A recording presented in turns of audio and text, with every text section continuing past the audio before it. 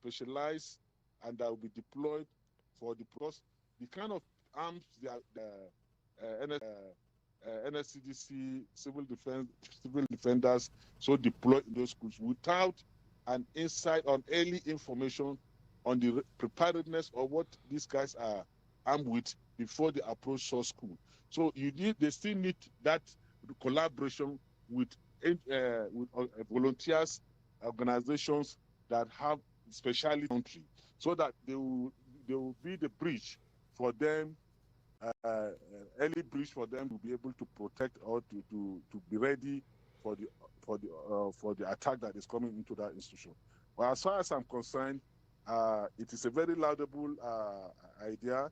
The NSCDC boss, Professor Audi, has taken that initiative. I equally enjoy other security agents to take the initiative of how to with this, the girls' child schools or the hostels of female hostels as counter. I know they are well trained and they'll be able to be on top of the situation. So the government should provide them more funding. The government should provide them more equipment, and equally the government should know that we need to create another agency that will be deployed to counter terrorism, counter the acceptable United Nations number in terms of policing and internal security in the country. Well said. Let me ask you. Let's move on to other security issues. Many have linked the kidnappings and the killings in the northwest region, especially around Zamfara state, to illegal mining in that area. As someone who has worked in that area, who understands the terrain, what is your assessment of this assertion? Well, well, it is very correct because even regardless of the northwest, go to the northeast, the Boko Haram, all this insurgency, all this terrorism you are seeing, they are all tied down to illegal mining. It is a foreign interest. We have seen what is happening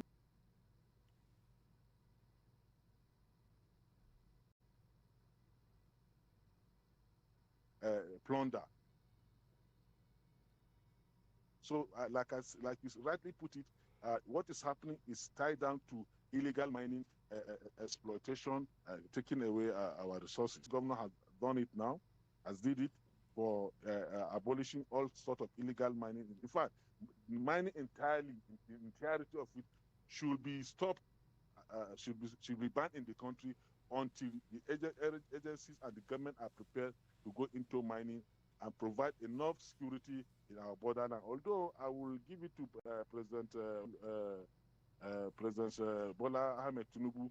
Recently, I read it in the papers that he has awarded a contract of border security to one of these countries to come and secure our borders through aerial technology and so on and so forth. Because no matter how can a country survive, how can you create security in a country that has 1,050 open border, not one soul is protecting those borders.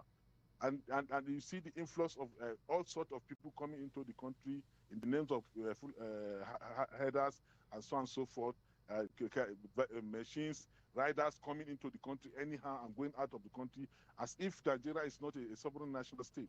So I will give it to President Ahmed Tinubu for taking that action. But still, I will call the attention of the National Security Advisor, Nuhu Rubadu, that giving Nigeria must, as a matter of urgency, think about how to bring Nigerians, has over 70,000 volunteers.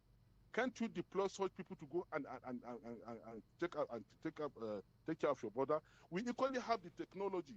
Our boys in this place have been creating drones, manufacturing drones. We have experts in communication technology and all sorts of technology that we can bring these boys together into R&D research center, develop these things, develop our local security and content, and then develop our drones and so on and so forth to help protect our nation.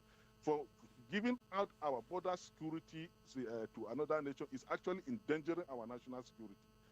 So I'm still calling on the attention of President Bola Ahmed Tinubu that yes, he has done well for giving out security, borderland security, for even considering protecting the border for the first time.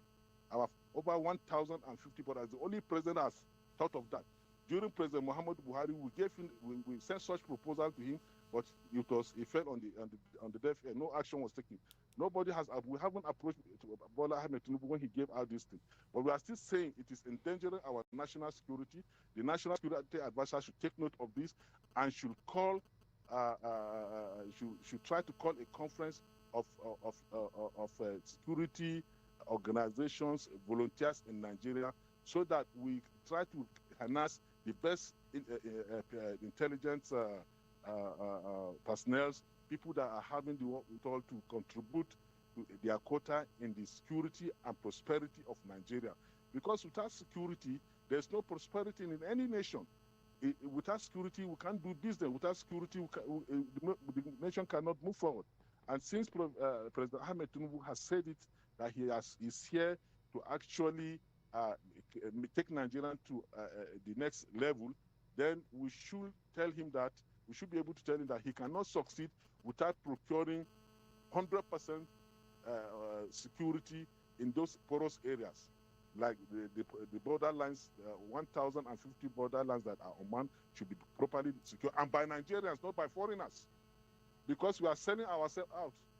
If we give foreigners all our inside secrets outside, we as a nation, you cannot leave you cannot give somebody to help monitor your activities. So we should either ask them to train our people and transfer the technology to our boys, out our people here, so that we can man them ourselves. And I'm telling you clearly, categorically clear, that we have that technology. We don't need to go to another country to buy that technology. It's a way of wasting Nigerian money and resources. We should learn that at this time of the nation is bleeding. There is hardship. People are dying from hunger and starvation. In fact, the rise of this crime these days, of this kidnapping and that we are seeing around, is all tied down to a lot of people being recruited into the activities, because there's no food. People are hungry and people are dying of hunger. So what the government needs to do is how to harness what we have as a nation, the human resources we have. We have a lot of youth that are technologically endowed in terms of internet communication, in terms of drone making, in terms of even flag making. We have seen them parading, trading in the social media. So why can't we get those boys together, like Tinubu has promised earlier when he went to Benin, that the internet fraudsters will bring them together and harness and make them positive to do something that is going to be positively contributing to the Nigerian economy and growth. So I'm reminding him of his campaign promises, that it's still new. We can go ahead to get people to do that, our own people to do that.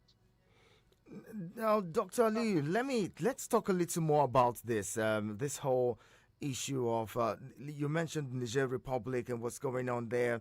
Just yesterday or so, the French president of France, Emmanuel Macron, disclosed that latest by the end of the year, France will pull out its ambassador from Niger Republic and also its military forces from that country. This is as a result of the coup d'etat that happened in that country, which many across the world have condemned. But then other Africans are saying, well, it is the right step in the right direction towards liberating Niger Republic, which is rich in uranium that France has sold for several decades at over $100 and only giving Niger Republic about 70 pence per kilogram. And at this point, it seems like Niger is taking control of its resources. We have a similar situation in the country where crude oil theft is an issue. Now, we've also mentioned illegal mining. Many other countries are coming into this country to take resources that belongs to Nigerians, that Nigeria should be earning revenue from at almost no cost. What kind of decisive action should the president and leaders of our country be taking to ensure that all of these is brought to an end? This is leading to a lot of killings in the country. Just a few days ago, the president at the United Nations General Assembly made a very strong statement that Africa needs to begin to be taken seriously and needs to be treated as equals with the Western powers that be. Do you think, and what do you think that what kind of actions do you think the president should take now to show that we need to be taken seriously as a nation, and all of these attacks on our natural resources and human beings in this country need to end? Thank you very much. Let me start with the Niger Republic. Thank you very much. Let me start with the Niger Republic. Niger Republic coup is, as far as I'm concerned, it's not a coup against democracy, but it's a coup against the Western thieves. Especially the French people. They were just plundering, stealing the resources of Nigerians, and equally the other resources of Africans. And it is high time for the West to know that Africa is not what it used to be. Africa has come up of age to take charge of its own destiny, to take charge of its own resources, to control its own resources, and play the same equal at the open market. And what President Ahmed Bola Tinubu say is exactly what is desirable of him to say, because with his class of business and experience and exposure, Nigerians are not expecting anything less from him. Now, what we need to do as a country is, first of all, to become patriotic, and then we need to sit down and dialogue within ourselves, especially as it goes. We are knowing fully well that a lot of our people are being controlled or manipulated by these Western powers. We have just seen the recent voting in terms of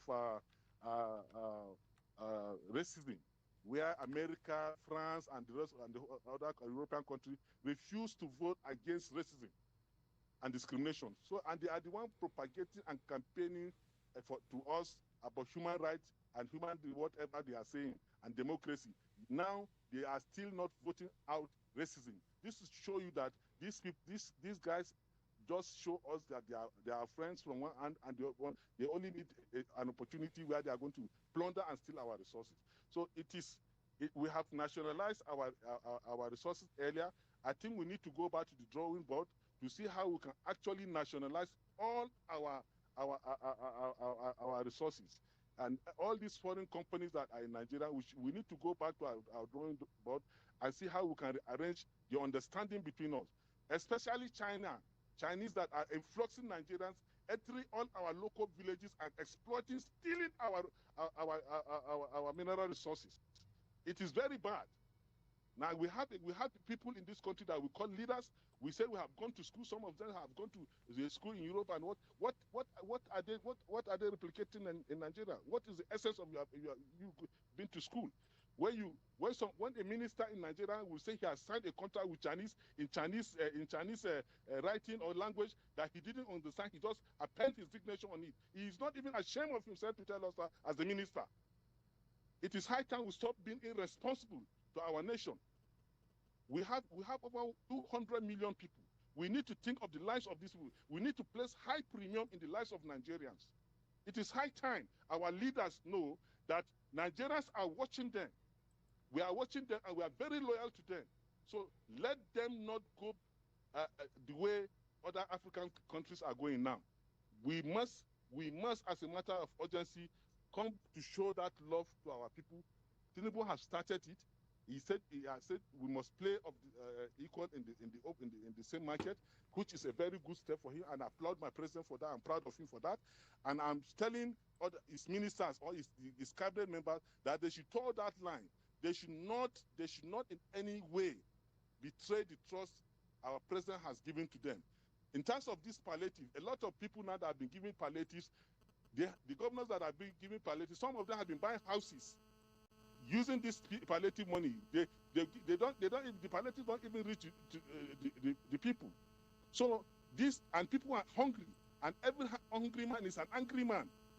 And if we want to say we don't need crime in Nigeria, we must be able to feed our people. We must be able to take care of ourselves. So the high time for us to sit down as a country is very important.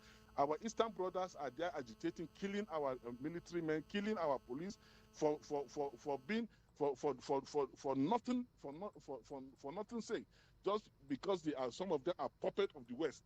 They give them money, they give them what they want, and they start disturbing their own country, berefting them of patriotism. It is high time we engage ourselves in this nation as brothers in dialoguing and creating awareness and understanding between us. The government needs to make the NOA work very well.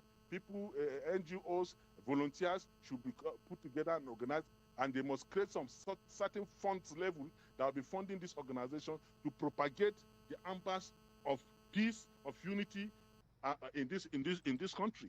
It is high time we start coming inward and working to create understanding amongst our brothers and sisters, and to ensure that Nigeria, the first thing any Nigerian will take is Nigeria first, Nigeria second, Nigeria third, Nigeria last. In between, it should be our thought. So we must be patriotic.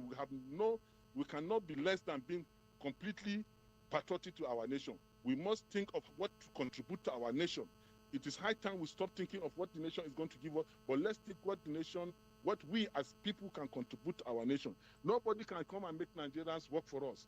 If the Eastern man say he's very good, he wants the Eastern region or whatever, he should think very well before he come into that. What are his survival modes? What is he relying on? Now, as a country, there is strength in unity. We have seen Germany divided before. We have Western Germany and Eastern Germany. Today they are one German, because there is actually no strength in diversity, in this unity. So we must come together. We must talk to ourselves. We must throw away all those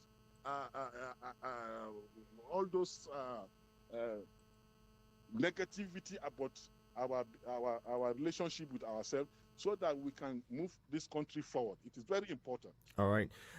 Dr. Sanyali, thank you so much. We'll continue the conversation. We'll be talking more. Stay with us here on your radio, experience you can count on. We're talking more with Dr. Sanyali, looking at other dimensions that will bring you into the conversation as well. Keep it with us.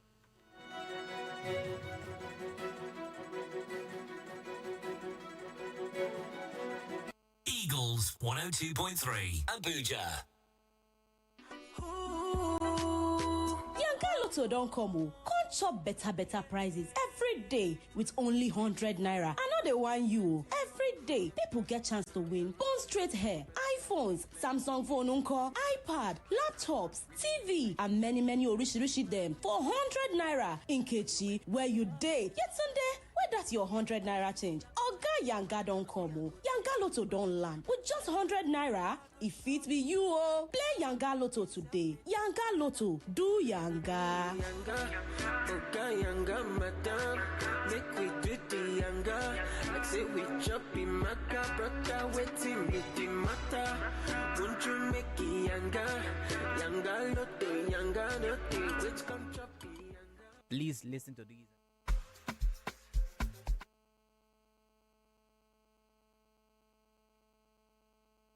To these announcements. Freelance marketers needed urgently in a top-notch media organization. Interested applicants should call 080-5919-8658. That is 080-5919-8658.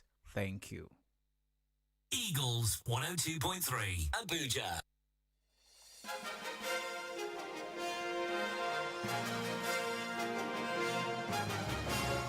Thank you for staying with us on your radio experience. You can count on your Auntie Eagles Outlook. And this morning we've been talking about the abduction of about 24 students from the Federal University of Gusau, Zamfara State, which has caused a lot of stir, in the polity. The president has ordered the security operatives to get on top of this and rescue the 24 female students abducted from the off-campus location where they were abducted on Friday night. Joining the conversation this morning and sharing thoughts with us is Dr. Sani Aliyu, the Commandant General of the Neighborhood Enlightenment and Safety Organization. Has been sharing interesting thoughts with us this morning. You too can be a part of it. Let's bring you in. Call 090-7353-0044 and 090-8766-8888. You can send SMS and WhatsApp messages to 090-9705-4450. I'll bring you in, and before I get back with my guest this morning, stay with us. Hello, good morning. Hello, good morning, sir. Good morning, Abdullahi Mekano. Thank you very much, sir. Thank you. Sir, the issue of insecurity, especially in Gusau, what happened to students is quite unfortunate. But I want to let you know that if you ask the people of that area, they will tell you that bandits are moving freely. They are not hiding. Bandits are moving freely as every resident of that particular area. So that's why I'm not clear whether the government is very serious to tackle the issue of insecurity, especially in northern Nigeria. Because the bandits now in Katsina State, Paskari local government, bandits came out and had a meeting with the community of that area. Publicly, they were shooting on the air. Bandits were freely moving. So ask the people of that area, they will tell you about the case. So that's why the Nigerian citizens are not leading with the Nigerian government in the issue of fighting the insecurity of the country. And the issue of illegal mining in Nigeria too is another case. Anywhere you see mining takes place in this country, it cannot take place without the knowledge of that particular government of that area. Ask the Zamfara people, where the mining takes place, if you go there, you will see there are security. The people know that, yes, those people, they are not just coming from the heaven. They have followed the process before they get the mining area, which means there are some people who are enjoying the problem, who are using the mining to get more money, billions of naira. So the government has to look at the problem seriously. I don't think if the government is fighting those people from the bottom line, they have to go and cross-check. Whoever has in the issue of insecurity in this country must be brought into book. All right, Abdullahi. Not selection. Thank you very much. Justice must be done so that we can have peace in this country. Thank you very much. Thank you, Abdullahi Mekano. Hello, good morning. Yeah, let me remain anonymous. Good morning, sir. Good morning, welcome. Thank you. I think federal government are just trying to play smart on Nigerians, because why did I say that? All this fire brigade approach, reacting to insecurity is not the solution to the problem at hand. There should be more proactive. As I'm talking to you, a friend of mine was picked on Friday, last week Friday. An old man who went to farm with his son was picked up. We were hoping to get a call from them until yesterday night. We got a call and asking to pay the sum of 20 million. Where are we going to get that money from? And tomorrow, if I mistakenly say something wrongly on this station, they can trace this contact. If I like, let me put it an unknown number. It can be traced because of the NIN. So government should wake up and safeguard the lives of Nigerians from what we are facing. Because I strongly believe if they fail to safeguard us, one of those guys are done with us, they are coming for them. Good morning. Thank you very much. Dr. Liu, it seems like most of the callers believe that the federal government is playing ostrich with, the insecurity and rendering lip services to Nigerians. What are your thoughts on that? Well, I wouldn't. I'm not part of that opinion or thought. The federal government is doing its best. All the security agencies are on top of the situation, doing what they think they can do. Just recently, I was at the office of the Chief of Defense Staff, General Christopher, and where we were discussing about this situation. Equally, I was in the office of the CG Civil Defense, Professor Audi, in order to see what is possible for us to do. The government is, even though they are not having enough funding, and there are other things that are lacking, like in terms of investing in the technological aspect of security. Like the last caller said, It's easy for us to track these callers. We have the artificial intelligence now in education in Nigeria. We have experts in artificial intelligence in Nigeria. We have experts in communication. We have the communication companies. We have the agencies that are monitoring the communication activities in Nigeria. We equally have the server that we can deploy to carry out security, all this security networking and reproving of what is happening around. Now, what we lack is the coordination.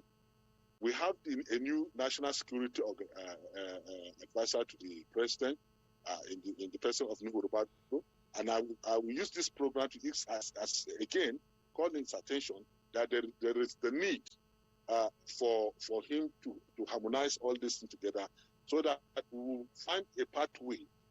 We'll go back and withdraw a strategy on how to deal with this situation. For instance, the interagency on healthy rivalry that was existing earlier, the new chief of defense staff, General Christopher, has been working on that, and we have seen quite a number of improvement in terms of interagency cooperation and collaboration to engage the miscreants that are giving us this too much headache in the country. Now, having said so, the whole situation is a diverse one. That it's a lot of garment that ends need to be tied. So we need a whole,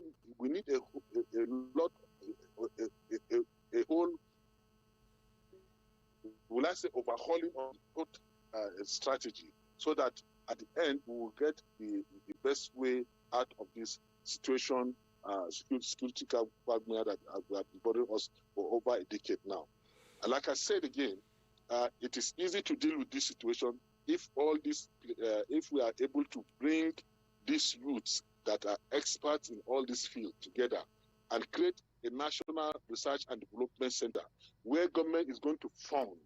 People will bring in their ideas, creativity, manufacturing and bringing in things that is going to improve the security management of this country, and then engage.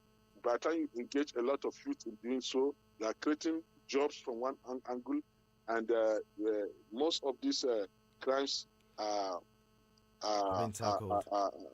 present because of lack of job. And they said an idle man is a devil's workshop. All right, Dr. Lee, let's bring in some more callers and we get back talking with you. Hello, good morning. Good morning, Yana Shaw. Good morning, Okui. Good to have you. Let's hear you quickly. I greet you again. Okui is my name. Yana Shaw, in terms of security, yes. If you can come what Mr. President said in the person of Parliament, he said that he will continue where Mr. Buhari stopped.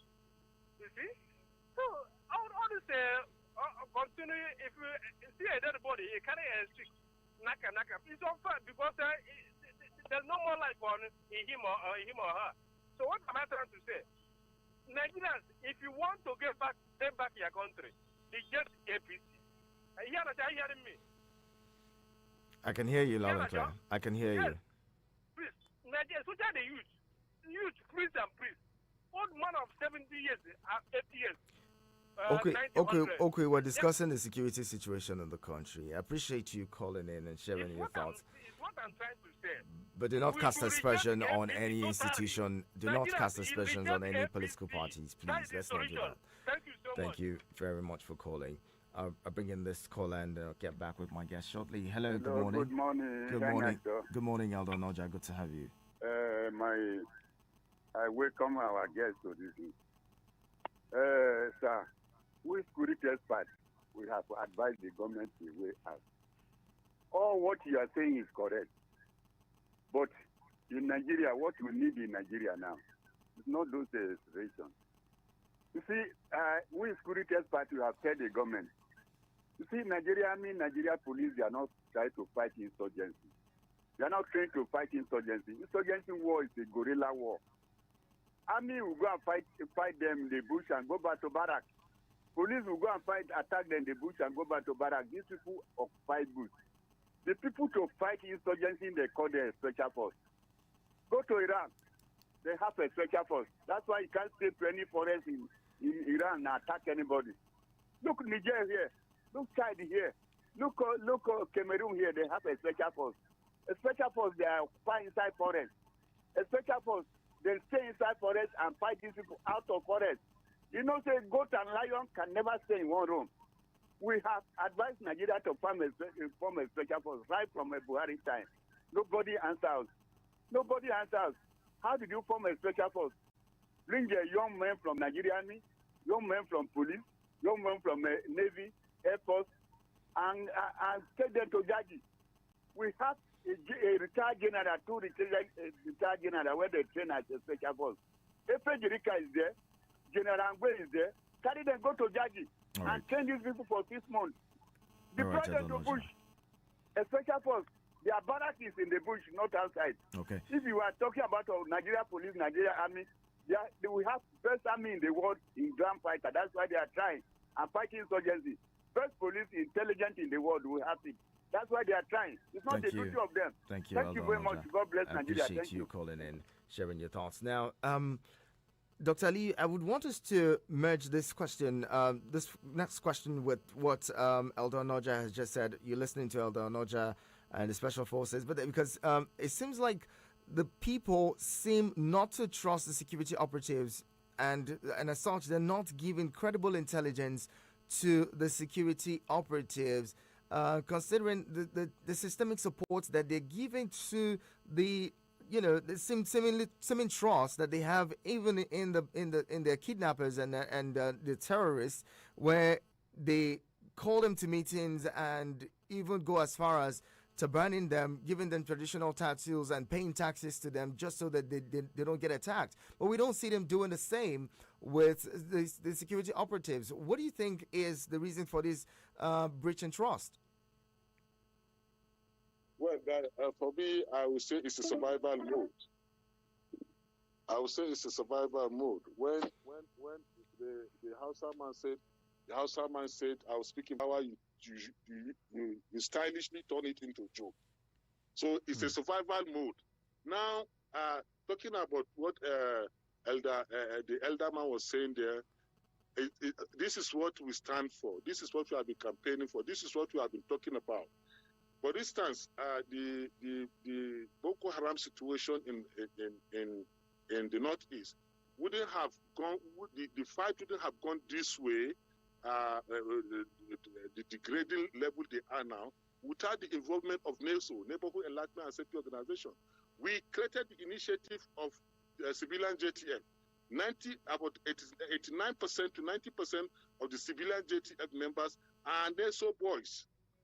So, and we have been telling the government, give us this responsibility, create another agency, a specialized agency that is called Counter-Terrorism and Counter-Insurgency Agency, where we'll be given the responsibility not only to fight these miscreants or these terrorists. We will equally go beyond that to find out who is their sponsor, what is their trend, where are they getting all this, the kind of movement and supplies they are receiving. We'll block all those places. You need a dedicated force for that.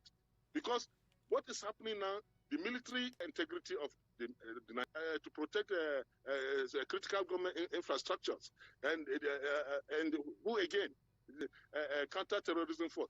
When it happened, when 9/11 happened in America, what Americans did, they went back to their drawing board and came up with what is called Homeland Security. In fact, when that thing happened, all the military were drafted to quell the situation, to maintain calm, to create security within the state. But soon after that, while that was going on, they went back to their drawing board and came up with Homeland Security. Almost 20 years now on, Nigeria has not been able to go back to the drawing board and create this Homeland Security. Even with people like us talking on radio, talking on television every day, meeting with government people, talking to them. I don't know whether they love this country or they don't love this country. It's like the country. It's like there's a lot of people that are benefiting from the crime and the rate people are dying in this country. And I'm challenging this new government. I'm challenging the new national security advisor to call people like us to on board. Let's discuss and let's create the pathway to security. The largest black nation and the most populous one on earth. All Africans rely and depend on Nigeria. Like Nelson Mandela said, if Nigerian catch cold, if Nigeria sneeze, the whole of Africa catch cold. So it is not just saying that Nigeria is actually the vertebral bone of Africa, and we must take that leadership. And we cannot take leadership when we cannot even give security to our country. We used to give security to Africa through ECOMOG. We were the champions of ECOMOG on earth today. But how can you give security to another country when you cannot common deal? You cannot use one strength to deal with the insecurity that you are having in the country. We have the population. We have the youth. The youth are stranded. They are not working. Why can't we engage this youth? Create special force. If you like, you call it a mercenary. We have seen Wagner in Russia. We have seen other mercenaries group that are owned by